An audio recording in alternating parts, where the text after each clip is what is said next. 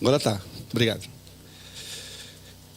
Bem, gente, sou Zé Marcelo, um dos pastores da Cidade Viva, igreja lá em João Pessoa, na Paraíba. A gente tem vivido igreja ao longo desses 18 anos. Somos um time de 14, liderando ali junto com mais 500 outros líderes, 10 igrejas, milhares de pessoas.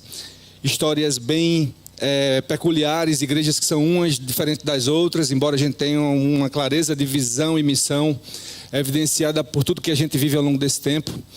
E aí eu vim para cá para ter esse tempo com vocês também, o privilégio de participar para a gente repensar os modelos de liderança. E aí eu não vou para ponta, para modelo, porque não dá. Nem se a gente fosse só trabalhar os modelos que nós temos aqui nessa sala, ou juntando todo o público que está conosco agora, seja pela plataforma, seja por aqui. Mas eu queria usar o pensamento do Simon Sinek, não sei se vocês conhecem, do Círculo Dourado, e ele vai para Ele cria um desenho com 3 círculos concêntricos, pensando a partir da motivação do porquê você faz o que faz. Por que você é quem você é? Então, o porquê primeiro, para depois fazer o que você faz, como faz, para por fim você chegar ao que você faz. Porque o que você faz, você sabe o que tem que fazer, né? E a maioria das pessoas sabe o que tem que fazer, a responsabilidade que tem à mão. Como fazer já fica um pouco mais difícil, mas por que fazer nos coloca muitas vezes em situação de crise. Então, eu quero já ir andando aqui nessa nossa fala, e aí pensar a liderança não como um modelo na ponta, mas o porquê nós fomos chamados para liderar, seja como pastores, líderes, homens, mulheres, numa perspectiva ampla. De alguma maneira Deus escolheu cada um de nós, quer os que estão aqui, os que estão virtualmente conosco. Você foi chamado, você foi convocado, você foi honrado por Deus para estar nessa posição, que agora, com um olhar muito intenso e sensível à realidade que a gente se encontra, a gente olha e vê crise para todo lado, embora esse seja um momento que é menos complexo, vamos dizer assim. São outras complexidades que se apresentam, mas aquela parte mais crítica a gente conseguiu chegar até aqui. Muitos irmãos nossos não conseguiram conduzir o ministério até o fim por diversos motivos. A gente vai falar um pouco disso, mas eu queria olhar para a liderança nessa perspectiva de chamado para cada um de nós, mas não centrado em nós. Eu gosto muito desse olhar do Peter Drucker, que foi considerado um guru da administração, dos maiores da história, dos seus mais de 90 anos. Aí, antes de falecer, ele continuou produzindo muita coisa a nível de teoria prática aplicada no universo da gestão, da administração e liderança. E aí eu peguei essa fala dele porque ele pensou muito igreja aqui. Dizem que inclusive ele era presbiteriano, não sei se era de fato, espero vê-lo na glória, mas ele contribuiu demais para o pensamento de muita gente dentro das próprias igrejas. E ele fala aqui: parece-me que os líderes que trabalham mais efetivamente nunca dizem eu. Não pensam eu, pensam equipe, pensam nós. É bem igreja isso, né? Entendem que sua função é fazer que a equipe funcione bem, aceitam responsabilidade sem tentar fugir, mas o mérito é da equipe, é da comunidade, é do grupo. Há uma identificação com a tarefa e com o grupo. Isso cria confiança e permite que a tarefa seja completada. Então, eu vou para o olhar agora do John Haggai, acho que muitos de vocês conhecem, na perspectiva dele, de tudo que eu li sobre liderança, de muita gente boa, inclusive do Drucker. Acho que o John Haggai conseguiu fazer um conjunto conceitual do que é liderança de fato. Nesse slide, eu queria que vocês guardassem, aí eu digo, ou escreva, pisque poucos olhos quando a gente estiver junto aqui, fotografe se puder, mas se você puder escrever aquilo que Deus vai trazendo para ti agora, você vai fazendo conexão neural, tá? E você vai aprendendo melhor, e já vai pensando no teu jeitão de liderar, aquilo que Deus já te deu até agora. Eu creio profundamente que hoje é marco divisor de água aqui, sábado, dia 20. Eu estou investindo tudo que eu posso com vocês nesses 20 minutos. Creio que os outros que vieram fizeram na mesma pegada. Então, quando eu olho para eles, foi um dos caras que mais me perturbou como líder, no bom sentido. E aí ele olha e diz: liderança é um esforço de exercer conscientemente uma influência especial dentro de um grupo, no sentido de levá-los a atingir metas de permanente benefício que atendam às necessidades reais do grupo. Tira grupo e bota igreja. É a cara do reino. Então a gente precisa entender que nossa liderança não é chefia. Todos vocês, nos entendemos chamados por Deus para liderar. Fomos posicionados, é uma posição espiritual, é uma posição humana, física, mas ela tem impactos poderosíssimos para a salvação de muita gente, para a transformação de realidades, para marcar a construção da realidade futura, mas de uma mudança do agora. E já vivemos muita coisa bonita, como foi falado pelo pastor Renildo aqui, de coisas que vivemos antes da pandemia até agora. O reino está avançando, nós estamos indo. Alguns de nós, muito cansados, outros estão pilhados. Conversando, tentando uma ajuda entre um e outro, ouvindo, pensando, mudando, ajustando. Mas eu queria provocar você, por isso que eu fiz essa pergunta, parece bem abusada, né? Você lidera assim? Pensa bem. Você lidera por influência, porque Deus te posicionou, te comissionou, te deu autoridade para liderar. Seja líder, seja como pastor, homem e mulher. Certo? Você tem uma liderança também institucional da tua comunidade. Foi dada autoridade na instituição. Isso pode atrapalhar um pouco, porque vai muito da liderança externa do que aquela liderança interna, que é a que brota de dentro para fora, que foi Deus que plantou de fato. Então, eu posso me acomodar na questão da liderança externa, por causa da patente, ou por causa da posição, por causa da delegação dada pela instituição, e perder do mais precioso, que foi que Deus te deu e me deu, para que pela autoridade no Espírito, pelo poder dado por Ele, a gente avance com o povo nessa perspectiva de unidade. Não pensando em nós, pensando no todo, pensando neles, não produzido pela força do nosso braço, mas na junção de talentos, de dons, a frutificação ia acontecendo. Nosso critério máximo, slide seguinte, Jesus. Isso é óbvio, não é óbvio? Agora pensa Jesus. Em tudo ele é referência máxima como 100% homem. Obviamente, em toda a sua divindade, tendo essa questão da união hipostática de Cristo, que a gente entende bem, ele traz uma realidade de liderança servil, também conhecemos muito bem, mas quando ele olha para o futuro e muita coisa parecia inusitada do que estava acontecendo, mas totalmente planejada por ele, porque ele é o rei do planejamento, ele lança duas coisas que nós estamos assim impregnados de saber, ensinamos isso. Se eu escolher dois conjuntos de textos, para olhar como a gente deve liderar hoje a igreja, como Jesus liderou, a gente pode ver que é bem parecido. Eu acho que, na verdade, a administração, marketing, traqueou tudo da Bíblia. Tá? Eu sou formado em administração, especialista na área e tal. Pode vir que conceito é de Drucker, é de John Maxwell, é de não sei quem. É os caras repaginando. É o que é. Tá? Acabar com a graça toda. Mas eles têm muito a dizer de fato, porque vai para as minúcias do dia a dia. Só que a realidade crucial, a essência disso é: Jesus teve a visão e compartilhou conosco a visão. Qual é a visão?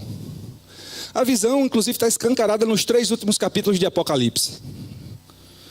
Salvação do seu povo, que vai se manifestar na glorificação desse povo ressurreto e arrebatado, parte e parte. E a restauração de todas as coisas. A Nova Jerusalém vai descer, a natureza vai ser toda modificada, a terra toda vai ser transformada. A visão é aquela, nós olhamos para essa visão. A visão compõe o quê? Você tem a esperança viva, eu tenho a esperança viva, nós ressuscitaremos. Seremos glorificados aqueles que creem em Cristo Jesus, não é isso? Essa não é a esperança viva? Isso é a visão de futuro. É visão. O que é que eu planejo para viver? Levar o máximo de gente comigo daqueles que Deus tem chamado. Para fazer tudo isso acontecer de fato no cumprimento dessa missão. Então, eu estabeleço planos e metas e etc. Mas eu tenho uma visão. E qual é a missão? Eu puxo o traqueio lá de Mateus 28, do 18 ao 20, né? Eis que foi me dada toda a autoridade no céu e na terra. E aí Jesus vai destrinchando ali, dizendo que a gente fosse por todo mundo, pregando o evangelho, fazendo discípulos, ensinando a obedecer tudo aquilo que Ele nos ordenou, e Ele estará conosco até a consumação dos séculos. Mais à frente a gente vê que a realidade atual é uma crise desse século que já se repetiu em outros formatos, foi dito aqui. E a gente encontra igrejas fragilizadas, várias que fecharam. Não vou entrar nesses detalhes, a gente não tem tempo para isso, mas vocês são testemunhas. Sentiram essas dores com irmãos seus e até talvez igrejas da própria denominação que vocês fazem parte, como eu mesmo. Senti no meu coro isso, no meu coração também. Pessoas desistiram de viver a igreja como foi dito, projetos estagnados. Mas o mundo continua do mesmo jeito em relação ao clamor por liderança saudável. Gente, Deus sempre vai estar fazendo milagre todo o tempo. De uma maneira maior, menor, mais evidenciada, menos evidenciada. Ele é o Senhor dos milagres, mas Ele quer de nós trabalho duro todo dia. Viver missão da igreja contra a corrente de um reino que não é desse mundo, nem de esquerda nem de direita, mas um reino do alto que chega e tem cidadãos do reino de todas as nações, é a realidade que a gente deve puxar para a nossa consciência. O slide seguinte, eu já estou dizendo aqui, Deus nos confiou a liderança das nossas igrejas, é uma confiança dada. E se eu não faço, gente, ou não faço como Ele quer que eu faça, Ele vai mexer nisso. Só que Ele nos dá, inclusive, a autonomia da gente decidir como mexer nisso. Porque a gente está, inclusive, avançando, melhorando, desenvolvendo. Vamos lá, a gente precisa fazer perguntas, a gente precisa entender que isso depende de nós. No próximo slide eu estou colocando isso. A questão agora depende de nós, porque a vontade de Deus não mudou. A palavra não muda, nada muda no reino. Na perspectiva daquilo que Ele revelou, do que Ele quer e do que nós temos como alvo. Mas a gente está sendo efetivo nessa liderança? Seja honesto, pergunta para você, como é que está isso? Você crê de fato nisso? Você, a gente deve continuar liderando da maneira pela qual nós temos liderado nos últimos meses? Esse tempo está pedindo isso de você? Está pedindo de mim? Vamos para frente. O Leandro falou, duas perguntas de aplicação no final. Nem se preocupe em usar isso para responder agora, mas traz para o teu pensamento, se puder vai fotografando ou vai anotando se você for rápido. Mas são 3 perguntas que eu coloco aqui. Se eu tenho sido eficiente na condução da igreja como líder, na responsabilidade que eu tenho. A B, se a visão que a igreja tem declarada, escrita, porque se não tiver, corra para trabalhar nisso com as suas equipes. Porque se o próprio Deus estabeleceu uma visão de futuro, porque você, que é a representação do reino, com a tua comunidade, uma parcela dela, não é alguém que tem uma visão clara, onde todos da comunidade estão sabendo para onde vão na perspectiva de quem serão naquele futuro próximo.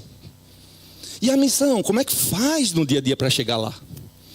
Que vai se desdobrar em objetivos e metas a serem alcançadas cotidianamente para que isso aconteça.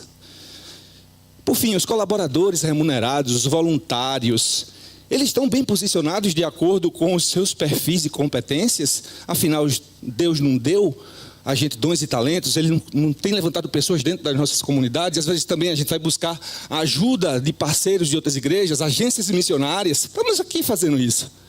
Por que estamos aqui? Porque não conseguimos resolver sozinho dentro da nossa igreja. O slide da frente. Entenda a visão. Estou correndo porque falta só 8. A visão é a imagem clara. Peraí, soltei o cronômetro, não venha com essa não. Uma visão é a imagem clara de algo que o líder quer que seu grupo seja ou faça. Deu desconto aí do problema técnico. Gente, a visão clara daquilo que o grupo quer. John Haggai de novo. É uma fotografia do futuro. É o que Jesus colocou nesses textos bíblicos. É lá, vai haver aquele grande dia. Nós vamos para as bodas do Cordeiro. Isso é visão de futuro. Vai acontecer. Para uns será uma grande loucura e terror. Para outros será a maior alegria da existência humana na história. É visão, mas não é o fim. Vai haver desdobramentos, vai haver o grande dia de juízo, vai haver tudo aquilo que, obviamente, cada qual na sua visão doutrinária vai se segurar, mas nós temos o final na sala do trono, nós Nós temos a Nova Jerusalém plantada aqui, vinda do céu. Nós cremos nisso. E o que estamos fazendo daqui lá? Devemos pregar o que queremos realizar como igreja local. Pega a missão e a visão da tua igreja e prega, porque ela é bíblica. Ela tem que ser, porque se não for, você tem que mudá-la. Porque ela tem que combinar com a visão e a missão bíblica. Dê você o texto contextual que você quiser, desde que comunique o que está nas Escrituras. A gente precisa investir tempo nisso, envolver as pessoas certas para participar dessas expos. Pô, tem pouca gente na minha igreja. Leandro falou aqui no começo, 8 pessoas de uma igreja comunidade pobre fizeram uma revolução na sua comunidade. Eu conheço a igreja, também parceira nossa. Por quê? Visão, atitude, encorajamento. Porque o poder é do mesmo Espírito, que derrama os dons. É lindo. Com muita gente, pouca gente, a gente avança. E o cenário, hein? Tá meio vermelho esse negócio aí. Por quê? São 20 meses, gente, conversando com muitos pastores, entendendo que a dificuldade é dantesca. A gente puxou 3 pontos nessas conversas. Incapacidade financeira de continuar foi uma justificativa de igrejas fecharem. Outra, incapacidade de suportar o distanciamento social. Não tem tecnologia, não tem internet na minha região, bababá. Tudo isso é legítimo. Mas uma das coisas mais latentes foram graves problemas de competência dos seus líderes e pastores. E não levem a mal o termo para dizer, você é um incompetente, não é isso, faltou entendimento muitas vezes e um olhar daquela história de tomada de posse, entendeu? Deus derrama dons e talentos. Ele diz mais, que nós devemos orar pelos melhores dons. Você sabe que a sua igreja precisa, Ele te deu visão para ver isso. Às vezes você não quer ver, talvez, ou reclamar que não tem isso ou aquilo, mas você pode clamar a Deus para que te dê. E Ele pode levantar pessoas. Nós temos nos relacionado com várias igrejas, tanto aqui na parceria com a Missão Aleph, quanto na rede Godstock, que é a rede de igrejas que a gente desenvolveu na Cidade Viva. E temos visto esse tipo de coisa. Pastores, líderes dando uma volta por cima. E outros simplesmente no desespero. Porque nem deu tempo de conversar com alguns. Quando a gente foi saber, mas meu irmão, vamos orar mais. Não, já é decisão, já está feito, já está resolvido. O cara estava tão machucado, talvez, tão dolorido, tão sofrido, que a mulher também não aguentava mais. Mas não era porque Deus deixou de lado. Não é Ele que plantou. Espera aí, a primeira coisa. Se Ele plantou, Ele disse que a gente já tem vitória nele. A igreja do Senhor ao longo dos séculos vem passando. E essa não é a pior da história da humanidade. E nós estamos aqui porque eles perseveraram. Jesus em João 17 orou por eles, por nós e pelos que virão. Cadê nossa confiança nessa oração e na garantia dele de que nós temos a vitória, que nós não temos nenhuma condenação sobre nós, porque nós vamos avançar, porque nada vai deter a igreja de Jesus? Numa hora dessa a gente simplesmente anuncia no Instagram, ou passa uma mensagem pelo WhatsApp, fechou. Cara, eu me senti roubado. Eu me senti saqueado. Quando eu falei para ele, mano, vamos orar, cara. Olha, a gente pode pensar. Não, já falei com a minha mulher aqui, tal. A gente já está se mudando, inclusive e tal. E quem é que vai subir? Não, a igreja vai fechar. Vai fechar a igreja, vai fechar. Aí eu disse, meu irmão, fechar a igreja só vai acontecer numa realidade onde a liderança cai em pecado. Não é o caso de vocês. Muito pelo contrário, é tanto zelo, tanto temor. Faltou conversa, não? Faltou chorar junto, não? Faltou dizer, me dê 200 conto aí para eu pagar a conta de luz? Não faltou, não? Talvez tenha faltado, eu não sei. Talvez a dor dele não tenha deixado, eu não sei, eu não posso julgar. Eu só estou dizendo que o cenário está aqui e nós temos que enfrentá-lo. Vamos para frente, vamos fazer como o próximo slide aí. Olha o que a gente precisa fazer, é igual a Covid. Faz testagem. Faz pergunta para o que você precisa saber. Depois, traz a consciência do como você precisa se envolver naquilo para resolver. Porque quando você descobre que está com Covid, meu velho, ou você vai tratar ou você morre. Nem que seja para tomar um daqueles negocinhos de verme, entendeu? Um combatezinho imediato. Você vai fazer alguma coisa, você não é louco. Você vai estar engajado com a sua cura, da sua família, de quem for. Engaje-se. Qual a razão que você se envolveu nisso? Lembra do Simon Sinek? Por quê? Porque você foi chamado, você talvez como eu, quando descobri que Jesus estava me chamando para ser pastor, não quero não, lutei tanto, sofri tanto, quebrei tanta fuça. Que honra que ele me deu. E pegou meu lombo duro e saiu triturando e remodelou tudo para frente. Rapaz, eu vou precisar de bônus de tempo. Se não tiver, vou cortar. Vou cortar e vou pular aqui. Me diga se eu preciso cortar, que eu pulo mesmo. Ainda nesse slide, motivação para a mudança. Poxa, se eu fiz a testagem, se eu descobri ali a problemática, eu tenho que ter consciência, por que eu estou engajado nessa missão? Por que Deus me posicionou para isso? Foi pura graça, foi escolha dele, é soberania. Tem gente melhor do que eu para fazer, eu sei de tudo isso, mas ele me botou ali, então, que eu vá com tudo que eu puder e que estiver ao meu alcance para que eu realize isso junto com o meu povo, porque não sou eu, somos nós. Não é só a minha igreja no meu bairro. Eu vim de João Pessoa com um grande esforço. Hoje é dia 20, dia de Godstock, desse movimento que eu falei para vocês, que é uma rede, que é um movimento. Hoje de manhã estava a turma lá, trabalhando com os catadores de recicláveis, revitalizando a área deles lá no bairro onde está a nossa igreja. Outra turma estava no Hemocentro, campanha de coleta de sangue no Hemocentro da Paraíba, em João Pessoa, em Campina Grande. Outra turma estava no presídio, outra turma estava na escola, outra turma vai se reunir de 8 horas da noite, eu vou perder. Lá em João Pessoa, milhares de irmãos da nossa igreja vão abrir as portas da sua casa, chamada Portas da Graça, para sentar assim como vocês aqui. Está lindo aqui o que eu estou vendo. Sentado ao redor da mesa. E aí vamos chamar amigo, vizinho, parente que não conhece Jesus ainda, para compartilhar do Evangelho. Jesus em nós, esperança do mundo. Simples, relacional. Pastor Renildo disse aqui, liga, pá, gastei tempo ligando. Ei, estamos sentindo falta de você. Cadê você? E aí, posso ir na tua casa tomar um café? Vem na minha, se não puder ir aí. Ou então, liga essa plataforma aí para eu te ver aqui, ou deixa eu te ligar agora. Buscar os de volta que estão cansados, de fato, não tem nem força para pedir socorro. Evangelizar aqueles que continuam perdidos. Desenvolver a comunhão entre os santos.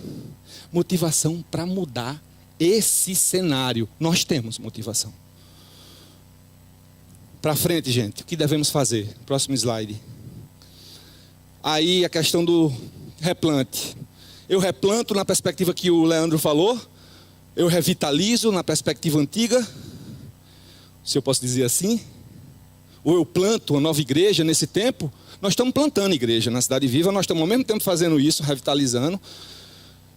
Nós ainda não tínhamos entendido a história do replantio. Porque não chegou a esse ponto agora dentro da nossa comunidade. Mas estamos vendo essa necessidade sim. Vamos ter que ir para cima para fazer essa replantação, como o Leandro falou aqui. De fato, isso é um conceito real. Tratar o que precisa ser tratado. Trabalhar o que precisa ser trabalhado. Resgatar o que precisa ser resgatado. Deixar para trás o que não precisa mais trabalhar, porque não faz sentido. Aí o Agreste falou aqui, poxa, vamos simplificar, vamos ser essencialista. E aí vamos aqui nós correndo para o final, para ver se eu consigo comer menos tempo. Quantos minutos agora de bônus? Agora eu estou apelando, pelo amor de Deus, me ajude. Queridos, vocês que estão aí pela internet, perdão, mas eu preciso ir aqui, pelo menos no fechamento. Olha aí, estou pegando, nossa. O que devemos fazer, eu já falei, mas para o próximo, precisamos das pessoas certas pelas razões certas e nos lugares certos. Já ouviram essa declaração? Não é minha. Bill Hybels. Poxa, tem que pegar o que a gente que pensou muito disso, sofreu com isso, e estruturou isso. O cara pensou nisso e pensou em olhar para pessoas e líderes na perspectiva de perfilarizar em 3-6, um acróstico fácil de lembrar. Você precisa observar a questão do caráter, da competência e da combinação. O caráter da pessoa, você vê que alguém que está ali na sua comunidade, que está andando, querendo se parecer com Jesus, está se empenhando nisso, puxa essa pessoa para perto, investe nela. Competência. Você vai precisar de gente com dons e talentos para desenvolver o que a igreja precisa desenvolver. Lembrem-se, o Senhor dos dons derrama dons na igreja local de acordo com a escolha dele. Então, olha que é uma revelação do alto. Os dons e talentos que estão na tua igreja, justamente as que Deus quer trabalhar para desenvolver a missão por meio dela, com a sua convencionalidade local. E aquilo que tiver alargado, que não está chegando, vai orando, vai buscando. E se você olha algo mais que Deus quer fazer, quando a gente vai trabalhar para fora com outras igrejas, é porque Deus está, na minha concepção, tá? Pode derrubar aí minha crença depois, mas se eu estou fazendo parceria com a Aleph, com vocês, é porque a gente tem que quebrar a barreira denominacional pela missão. E não só porque está faltando na minha igreja. Joint Ventures Gospel. Combinações para busca de conquistas, de realizações pelo reino de Deus. Caráter, competência, combinação. Esse livro é Liderança Corajosa, de Bill Hybels. Tá? E por fim, lidere por princípios, não por modelos. Modelo, você cria o seu igual Neston, né? Você cria a sua maneira de liderar. Agora precisa ser por influência, gente, porque senão vai ser por forçação de barra, por força.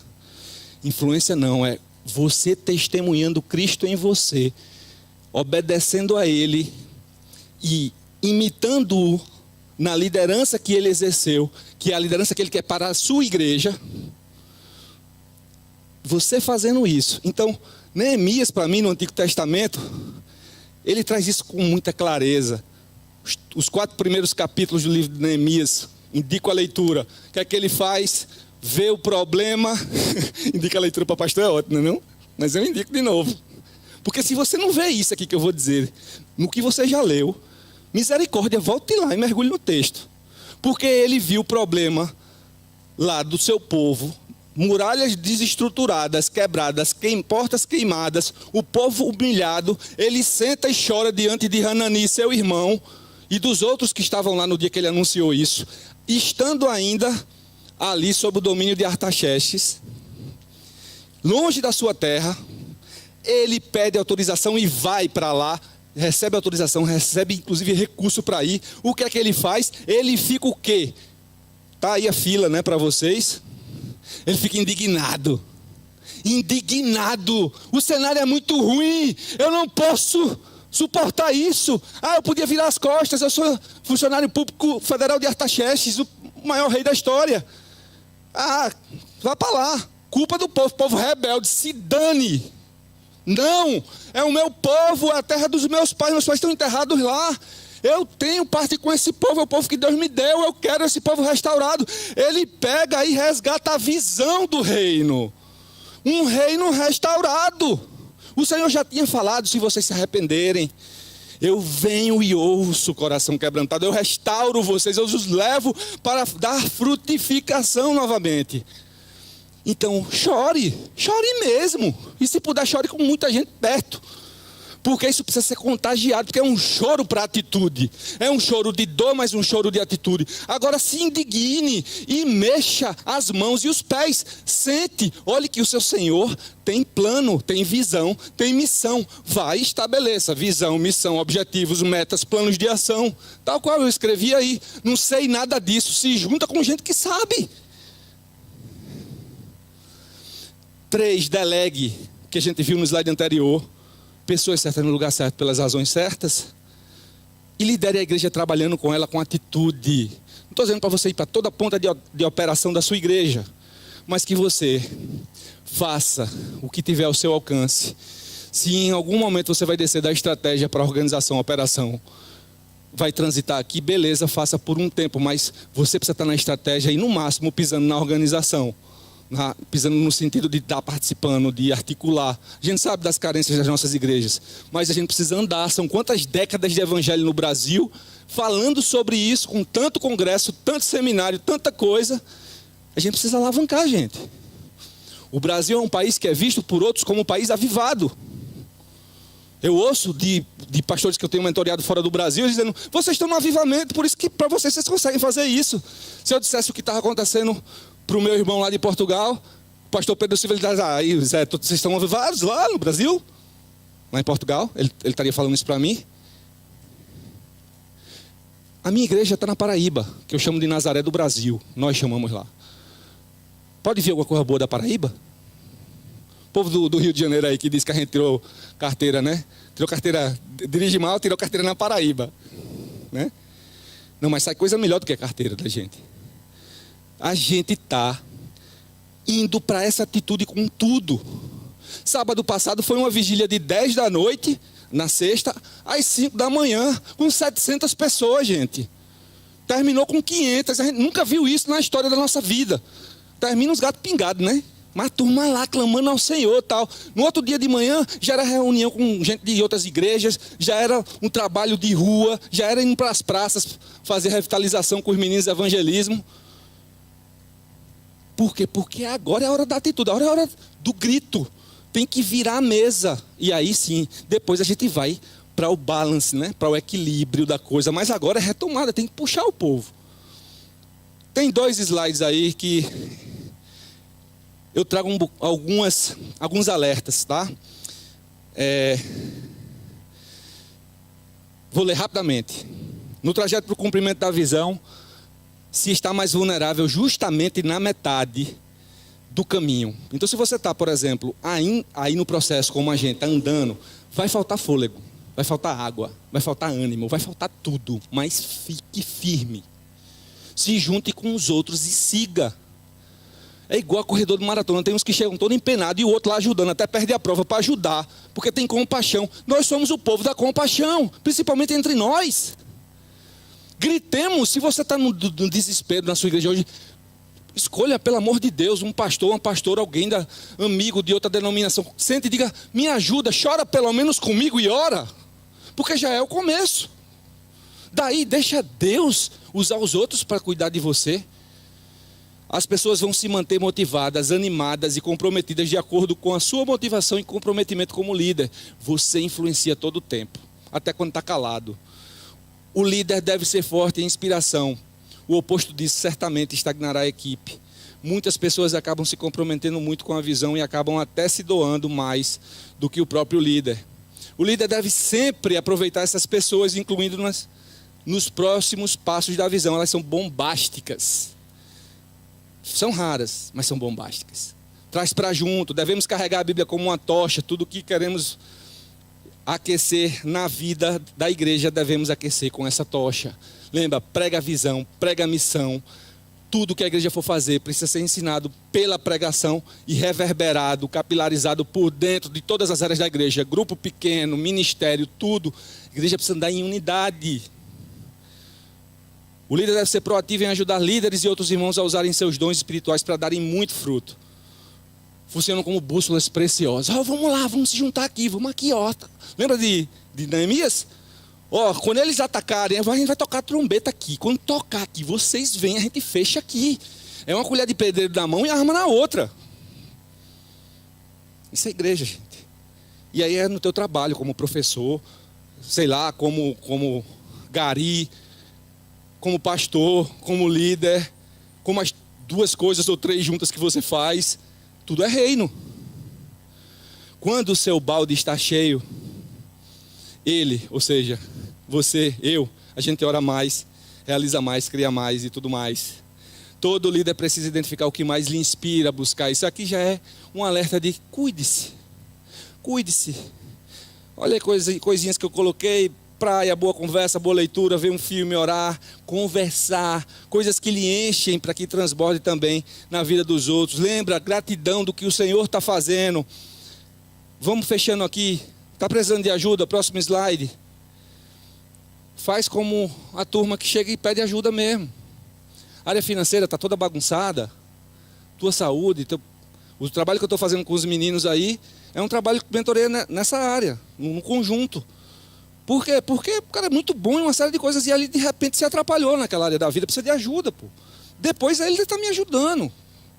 E assim vai, o reino acontece muito disso. Então selecione as perguntas que você precisa saber. Sabe, se é uma coisa que vai te tirar do ostracismo, por exemplo. Você precisa fazer um curso, você precisa terminar, aprender a falar inglês fluentemente, precisa fazer um curso de capacitação naquela área, você precisa terminar o teu bacharelado em teologia, você precisa fazer uma especialização A, B ou C. Você precisa, enfim, você precisa de ajuda. Faz isso. E aí, eu concluo o último slide, nesse purple aí, que para você está purple também, né? A igreja de hoje precisa muito mais do poder do Espírito, no sentido da confiança nossa nesse poder, porque Ele já está liberando, Ele que está no meio da igreja, Ele está em nós, Ele vive em nós, alimentando-se da esperança viva, essa que nós falamos aqui, e coragem para perseverar, permanecendo na fé. Se você quer mover a igreja em torno da visão, você tem que mostrar o cenário para ela, você tem que mostrar a crueldade, a crueza do que estamos vivendo, e que a igreja, o Senhor, conta com essas pessoas para estar conosco envolvidos nisso. Então, só assim você desloca, porque se você só foi tratar Covid e se pegou, porque ficou doente, você não tratou antes. Então você só trata sabendo que tem um problema. Deus nos deu capacidade de estabelecermos visão como líderes. Ele usa isso para mover o mundo. Nós somos cooperadores do reino, lavoura de Deus, edifício de Deus. Que visão você tem? Lidere onde você estiver. E seja zeloso, como Paulo diz em Romanos, nunca falte em vocês o zelo. Sejam fervorosos no espírito. Sirvam ao Senhor. Está aí as perguntas.